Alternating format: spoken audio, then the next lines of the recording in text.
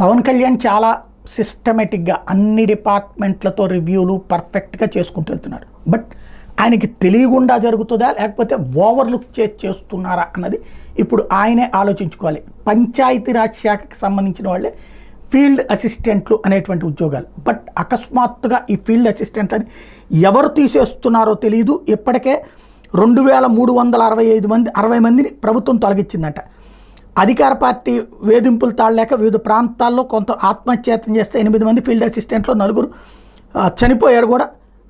దీన్ని ఇప్పుడు వాళ్ళ సంఘం రోడ్డెక్కి ఉద్యమం ప్రారంభించింది. పంచాయతీ రాజ్ గ్రామీణాభివృద్ధి కమిషనర్ కార్యాలయం దగ్గర నిన్న నిరసన కూడా చెప్పారు.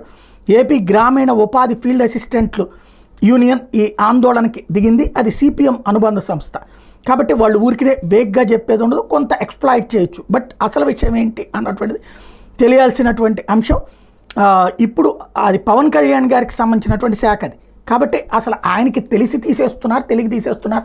ఉద్యోగాలు ఇవ్వాలి అని కోరుకుంటాం కానీ ఉన్నది పీకేయాలని కోరుకోం కదా. ఏం జరుగుతోంది ఇది అన్నటువంటిది ఆయన స్పష్టత తీసుకుని స్పష్టత ప్రజలకి ఇస్తే బాగుంటుంది.